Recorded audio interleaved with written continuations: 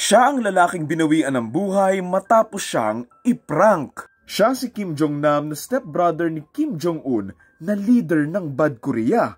Hindi naging maganda yung relasyon nila bilang magkapatid at mas lumala pa nga ito nang palitan nga ni Jong-un si Jong-nam bilang naka-align na maging leader ng Bad Korea.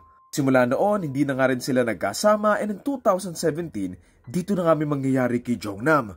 February 13, 2017, nasa Kuala Lumpur International Airport nga itong si Jong-nam nang biglang may lumapit sa kanyang dalawang babae na magpaprank nga sa kanya. Pinahiran siya ng kung ano-ano sa may mukha niya ng dalawang babae na sobrang ikinatakot at ikinagulat nga ni Jong-nam. Dahil nga sa labis na takot, makikita pa nga natin si Jong-nam na humihingi ng tulong doon sa may security sa may airport dahil nga doon sa nangyari sa kanya, pero makalipas lang ang ilang minuto, biglaan na lang siyang nawalan ng malay. Dahil dito, sinakay naman siya agad sa ambulansya pero on the way sa ospital, pinawian na rin siya ng buhay.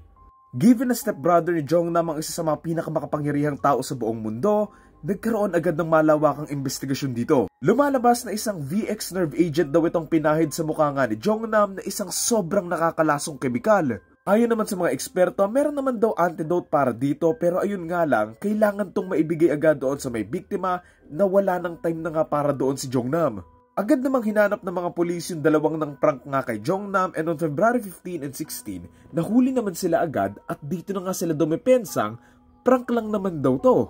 To ay sina Don T-hong, 30 years old at Siti Aisha, 25 years old. Depensa nila Don and Siti, binayaran lang naman daw sila bilang tagagawa ng mismong prank para daw sa isang TV show. Syempre, sa hirap ng buhay, tinanggap nila to kasi what could go wrong, diba? Prank-prank lang naman. Pero yun nga, ginamit sila para mangtegi ng isang tao. Maliban pa sa kanilang dalawa, may mga hinahanap pang mga ilang suspect na mga lalaking taga Bad Korea mismo. Dito, ang isa sa tinitignang motibo ng mga pulis kung bakit nga daw ito nangyari ay dahil sa pagtraidor daw ni Jong-nam sa sariling bansa niya.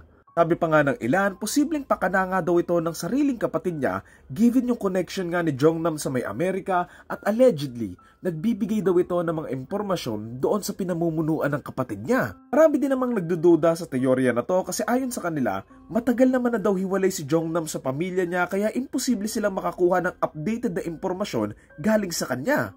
On March 1, 2017, nag-plead ng not guilty itong sina Don and Siti dahil ayon nga sa kanila, hindi naman daw talaga nila sinasadya itong nangyari. Kala lang daw nila normal na baby oil lang naman daw to at prank-prank nga lang at wala naman daw silang intensyong manakit or bumawi ng buhay ng isang tao. In March 2019, matapos ang 2 taong pagkakakulong, nakalaya at pinabalik na sa Indonesia si Siti. And a few months later, on May 2019, sumunod naman si Don T-hong na nakalaya at nakauwi na sa kanila sa may Vietnam. Sa ngayon, walang nakakaalam ng tunay na dahilan kung bakit nga ba ito nangyari at ang tanging nakakaalam nito ay yung mga taong hindi na mahanap na posibleng wala na rin.